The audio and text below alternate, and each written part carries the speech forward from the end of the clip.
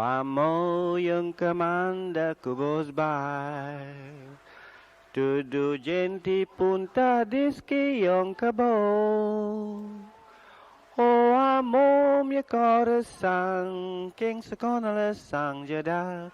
Oh amo yang kemanda kubos bay. We have learned that to master the blue oceans, people must engage in commerce and trade, even if their countries are barren. All the lands within the seas are united in one body, and all living things are nurtured in love. Life has never been so affluent in preceding generations as it is today. This was a letter in 1468 from Sultan Mansur Shah to the King of Ryukyu, an erstwhile ally and trade partner. Today, we're bringing you this exhibition, All the Lands Within the Seas. It's an exhibition about Melaka, but not really about Melaka. In that, the Melaka that we know from our history books, that we are taught, that we always think of, is the Melaka of the port, the fort, the palace, sultans and conquerors, Alfonso the Albuquerque, and this story of rise and fall, and this singular city that dominated the entire area. But today we're trying to tell a more expansive story, a story of how Melaka was just one of all the lands within the seas, how it survived on networks, on allies, on relations in a web of interconnected seas where borders didn't matter as much. This is the land where we're going to bring you through islands of Deshima in Japan, through the VOC holdings in South America, through maps of China, the world over, as it was connected by the littlest things, the smallest things, to the place that we know of Melaka. Welcome to Wall 1, Master the Blue Oceans. We've put together Wall 1 by thinking about the waterways. But as Melaka fell, as Melaka rose, the waterways became not just a place of commerce and trade, but a place where the theme was domination, control, monopoly. One of the most important parts of Melaka, the city, was the bridge. You see, the bridge connected the commercial quarter and the palace. In a sense, it connected the ruling quarter with the commercial quarter. And this is what the artist Bam Hizal has understood here. What he's depicting here is actually the taking of the Melaka Bridge by the Portuguese under Alfonso the Albuquerque. It's depicted in very dramatic fashion here, where this huge Portuguese track crashes through the bridge, destroying it with a huge kind of like masthead and imperialismo, the sort of banner of imperialism announcing its presence. But in essence, what he's pointing out is not just the physical destruction of the bridge, but the artist here, Bam Hizal, he understands that when that bridge was broken, it also broke many other kinds of bridges. Bridges of connection, bridges of trade, bridges of the socio-political balance within the region that was severely disrupted when the Portuguese came to Melaka. This is the kind of bridge that Bam Hizal is portraying here, the breaking of the metaphorical bridge. Sometimes the story of trade and of Western imperialists is very strange and roundabout. This is a depiction of the island of Deshima. In 1637, the Shimabara rebellion broke out. The Shimabara rebellion was a revolt of Catholic Japanese peasants who rebelled against their overlords because, Catholicism was suppressed as a religion, and also taxes were extremely high, leading to hardship and famine. When the Shima rebellion broke out, the Tokugawa shogunate, the ruling Japanese power at the time, suppressed this rebellion, and they asked for the help of the Dutch, who provided them with gunpowder, ships, and more. And so what happened was, after the Shimabara rebellion was suppressed, the Portuguese were expelled, Catholic missionaries were no longer allowed to travel freely within Japan. All foreign contact was ended except on the island of Deshima, where a special wall compound was built just for the Dutch, essentially giving the Dutch a monopoly over trade in the region. And this, for more than 200 years, was the only foreign trade contact Japan was allowed to officially have, only with the Dutch.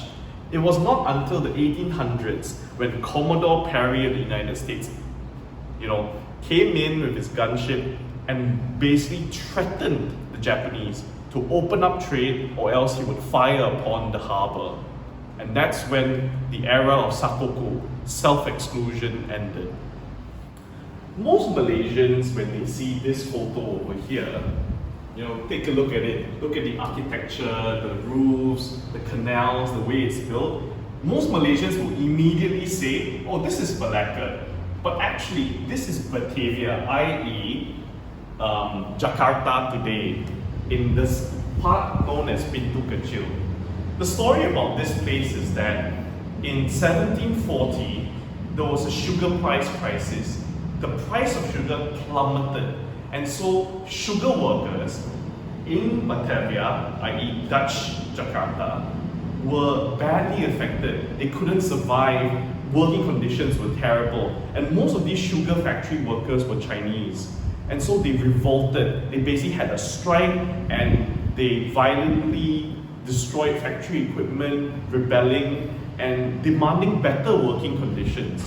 The Dutch, very, very swiftly in characteristic fashion, basically swept down, destroyed them, and it's estimated that more than 10,000 ethnic Chinese were massacred.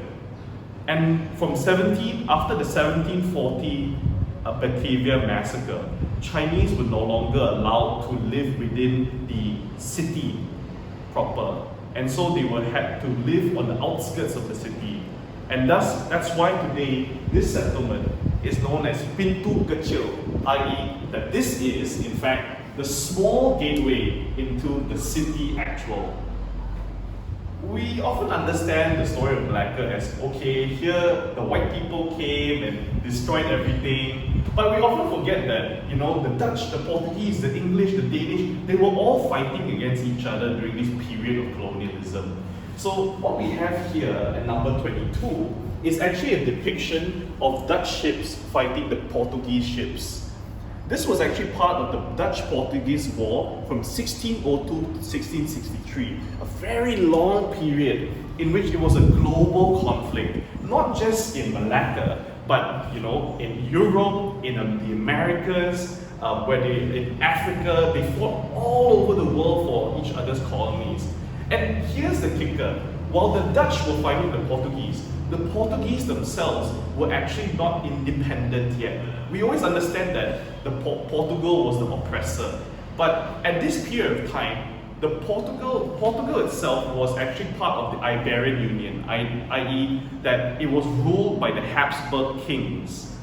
It was not an independent nation. So during this period of the Dutch-Portuguese War, it was actually part of a wider conflict of, war in Europe, and the Spanish favored the protection and defense of their own colonies over the Portuguese colonies.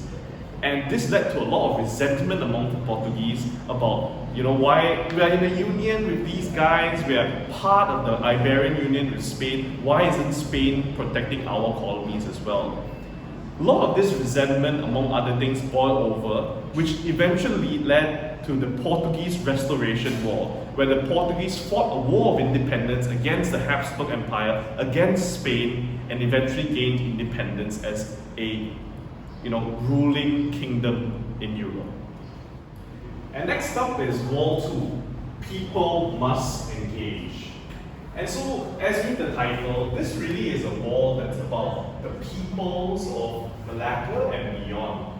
We have depictions of how people interacted during this time, how settlements were built, how cities were built, the architecture of the place, i.e., we're really talking about the live-in conditions of ordinary people and how they would have lived during this time of Melaka and beyond. Whoever is Lord of Melaka has his hand on the throat of Venice, a quote by Tome Perez. And really, he's not wrong, because in the 1400s, before the opening of trade routes from Europe to Asia by the Portuguese and the Dutch, Venice was one of the richest and most powerful merchant cities in the Mediterranean. And they were so rich primarily because Venice had control of the spice trade that came from the Middle East and of Asia, that we transported from Asia to the Middle East to India and then onwards to Europe. So the Venetians were fabulously wealthy because of this. And pepper especially was so expensive, it was literally worth its weight in gold. When the Visigoths sacked Rome, they actually demanded for 3,000 pounds of pepper as the payment, the ransom for letting go of the city of Rome. That's how valuable it was. And also pepper was highly valued as an aphrodisiac for some reason. I have no idea. Apparently it works. Right here we have a depiction of the Ponte di Rialto. After all, Venice is the city of bridges, and this is a painting by Vittore Carpaccio. And what I love about this painting in particular is that it actually depicts Venice as a lived-in city. There are Moors, there are Jews, there are Moors, there are African boatmen. You see people of different skin colors, different shades, different costumes, what they're wearing. This is a city of diversity. This is a place that's alive. And that's what's often missing from our depictions of Melaka. We don't see, people in our depictions of Melaka. It's always like, oh, here's a lonely fort and that's it. And so during this exhibit, we wanted to portray a Melaka that was alive, and we wanted to borrow from scenes from Venice, a similarly rich merchant city that was rich off the spice trade, to try to imagine a Melaka that was alive. Like we said before, Venice controlled the spice trade, and this led to some pretty unforeseen consequences. Spain, Portugal, they really wanted to subvert the Venetian monopoly of the spice trade. They saw the Venetians, they were making so much money. They got the Pope to try to say, Venice has to stop trading with Muslims from the Middle East. And many Venetian merchants were actually excommunicated by the church for their involvement with Muslim traders. But trade continued nonetheless and made Venice incredibly wealthy. So Spain and Portugal were financing expeditions to try to find a route, a naval route that could bypass Venetian control into Asia. And actually, this is what led to Christopher Columbus being funded to discover Asia, and instead he ends up in America, right? And Christopher Columbus was not successful in discovering, quote-unquote, the route to Asia, but Vasco da Gama did when he traveled and found the route to India. And that was what ultimately broke the Venetian monopoly over the spice trade and changed the landscape of Asian colonialism as we know it.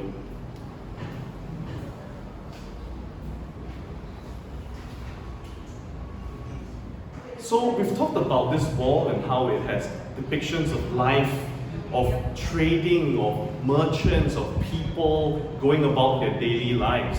But we cannot forget that the architecture of colonialism also resulted in prisons, in jails. There were jails, the Dutch built jails all over their colonies to contain prisoners. Some, like single mothers and troublemakers, were put into jails in the city, and particularly political prisoners who were deemed as political dissidents, they were exiled to the outer islands. So if you can take a look at this depiction of a jail in Batavia, it's a remarkable painting, and it reminds me of this quote from Pramodia Ananta Toe's The Mute Soliloquy, where he said, "Following the events of 1965, I lost everything, or to be more accurate, all the illusions I had ever owned. I was a newborn child, outfitted with only the instrument a newly born babe finds necessary for life, a voice. Thus, like a child, my only means of communication was my voice, my screams, my cries, my whimpers, my yelps. What would happen to me if my voice, my sole mean of communication, were to be taken from me? Is it possible to take from a man his right to speak to himself? And next up is the wall, which is countries are barren. And this is a very common theme amongst port cities, right? The port cities themselves, they may be very rich, but they're actually very resource poor. I mean, think of Singapore, right? They don't even have enough water, right? And actually this is the same for Melaka. Melaka had to import thousands of tons of rice every year to be sustainable, even in the era of the 1500s, the 1600s. This wall, we put it together to kind of display the predicament of having a barren country, a country that doesn't have enough resources, and the things that people do, the extent, the journeys people take to enrich themselves, to overcome a barren country. Because after all, we have to remember that Portugal was a small country under the Spanish. Netherlands was a broken up country that was ruled by the Habsburg Empire. These countries themselves were not rich countries, they were not resource laden. And they came to Melaka and they spread across the entire world seeking a way to make their countries less barren. We often hear about, from our history books, that Melaka was competing with Siam, or rather more accurately, Ayutthaya. The story that we hear about is Tun Perak somehow outsmarted the Thais in a battle of wits. But Ayutthaya itself was a victim and also had to grapple with colonial powers as well. This is a depiction of Judea, or rather Yudhya, or if you want to pronounce it in the correct way, it's actually Ayutthaya, right? So this is the depiction of the city, and it's a beautiful city. In the 17th century, under King Narai the Great, Ayutthaya became a great center for trade. The French, the English, the Dutch, the Portuguese, the Danish all set up shop in Ayutthaya trying to compete. And King Narai of Ayutthaya, he realized that he couldn't, like the Japanese, he couldn't isolate Ayutthaya. He could not fight them head on like Melaka had done. And so what he did was he tried to balance out competing interests. Give the French a little bit, give the Dutch a little bit, try to balance them out against each other. In particularly, he favored the French more, partly because the Dutch were expanding very rapidly in Southeast Asia, Indonesia, the Malacca Islands, all over. And he viewed them as a huge threat. So he gave the French a lot of concessions.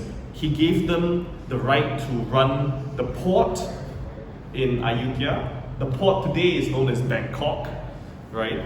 And in particular, in 1688, what happened was that conservative elements in its own government, the commander of the elephant troops, rebelled against him. They viewed him as appeasing the foreigners, and they overthrew him as he lay sick on his deathbed, and thus ended the line of the Ayutthaya kings. All the lands within the seas are united in one body, and all living things are being nurtured in love. This is the quote by Sultan Mansur Shah to the king of Ryukyu. Talking about this vision of a sea unbounded, a sea without borders, a sea that's nurturing. And this is what the artist Bam Hizal has incorporated into his work. But of course, then you notice that at the bottom, there's a bit of a familiar figure here, and that's Mahathir, right? You see Mahathir over here, you see Melayu Muda Lumpur over here. And really, this is a hark back to the bridge. In the 1990s, Mahathir had a huge idea. It was, the era of mega projects, of KLCC, of Linear City, all these big projects. And one of the biggest projects that he came up with, along with Suharto, was the Melaka Dumai Bridge. This was a huge, long bridge that was supposed to span from Melaka all the way to Dumai in Sumatra. 130-kilometer bridge that will allow us to cross the straits on land. And really, if you view it through a certain lens, you view it through the lens of the artist here, and you remember that we talked about this bridge being broken in his work before, what he's basically trying to explore is this idea that maybe because of this broken bridge, maybe because we are constantly tied with a chain to the past, trying to redeem ourselves in this colonial kind of hangover, this Melaka Dumai Bridge is like the most physical mega project manifestation of trying to rebuild that bridge that was broken by the Portuguese in 1511. We often think of Melaka as this nice pretty place before the colonialists came, right? But in truth, Melaka was a very class-based society where there was forms of debt bondage. Today we might call it a form of slavery. Of course, when the Portuguese came, when the Europeans came, they brought in a different kind of slavery to the region. The slavery that is known as the transatlantic slave trade, which Britain, the Portuguese, the Dutch, the Americans participated in. And this was what brought, huge numbers of slaves from Africa to the Americas. But in our region of the world, this was also happening. In the 1600s, tens of thousands of slaves from the Indies were brought to Malacca, to Sri Lanka, and vice versa. The Malay slaves were also traded. Here we have a depiction of Madagascar. So most slaves coming from Southeast Asia were domestic slaves, i.e. they do your cooking, they do your laundry, they do the kind of things that domestic helpers often do today.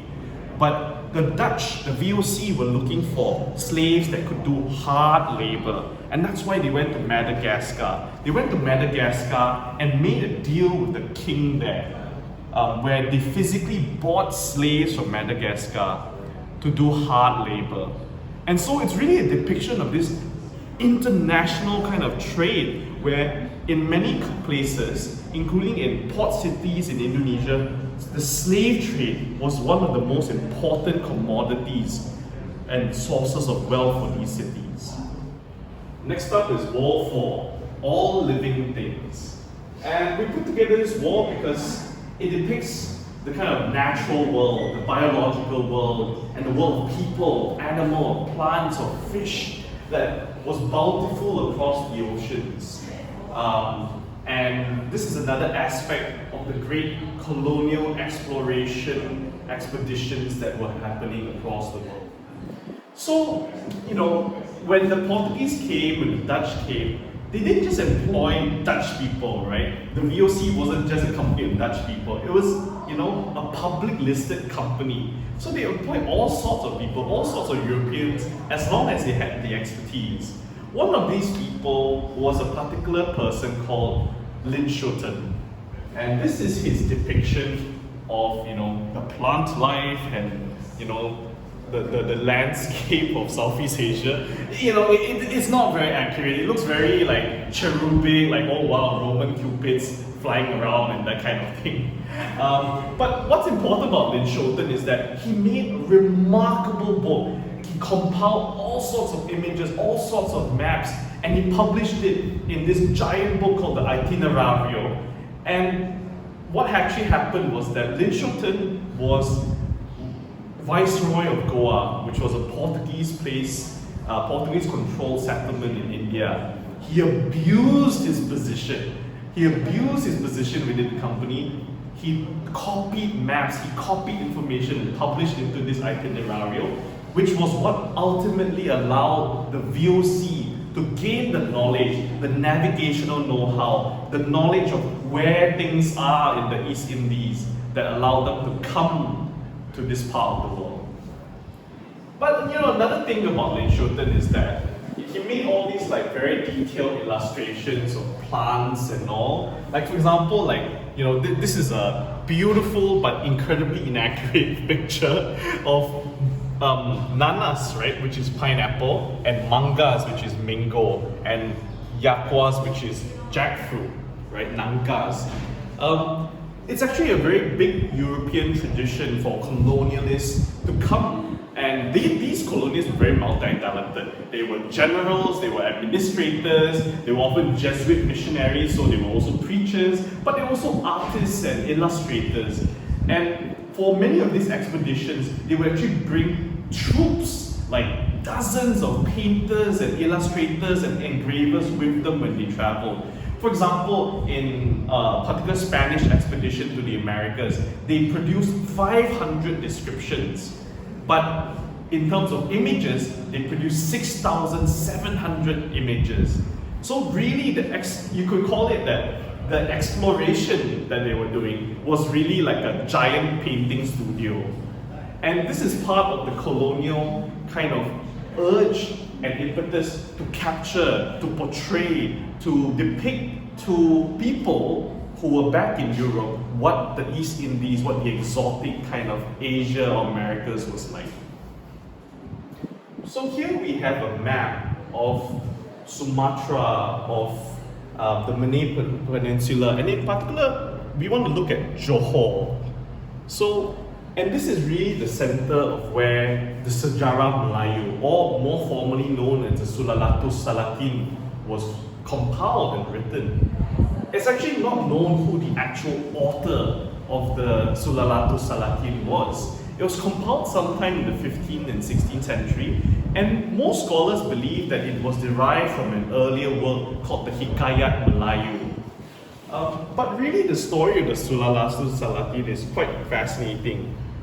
The earliest copy extant today is dated May 1612, which was compiled by the then region of Johor, Tun Sri Lanang.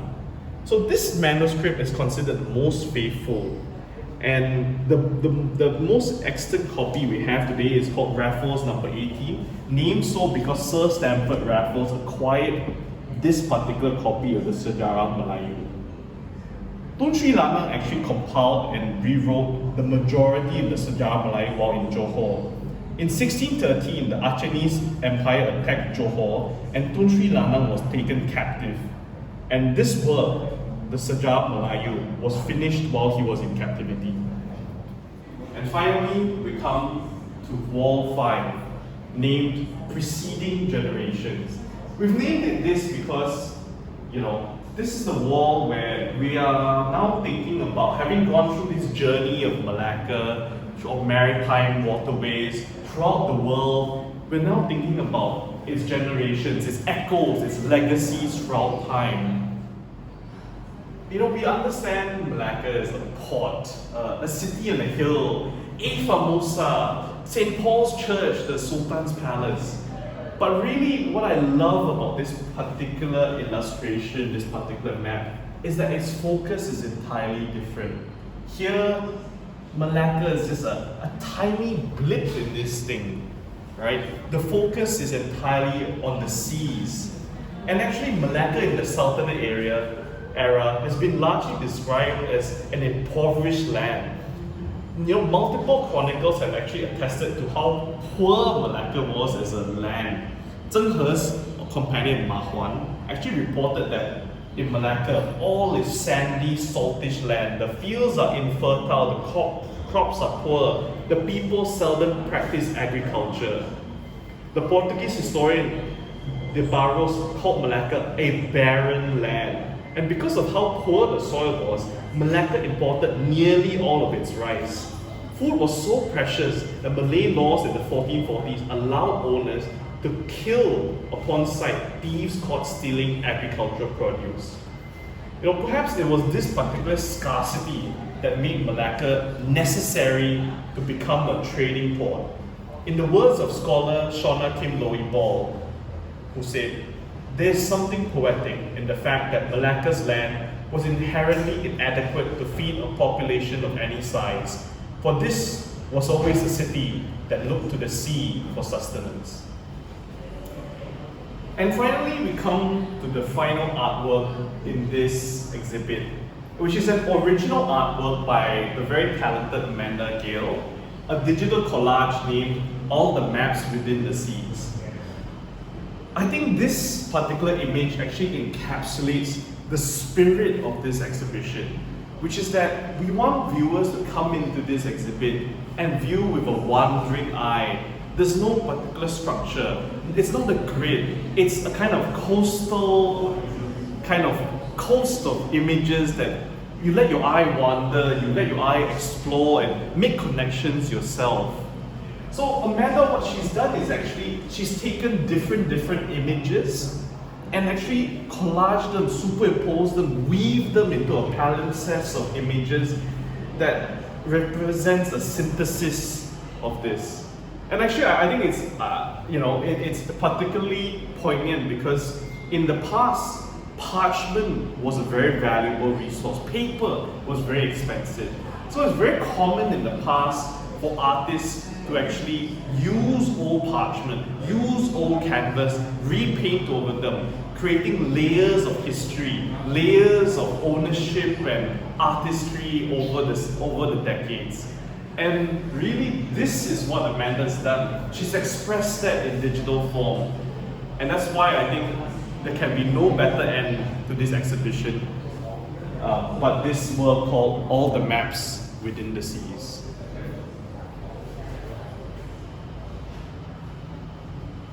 Minha lagri di olu terpinggal, que amor chega corsang larga cuyo.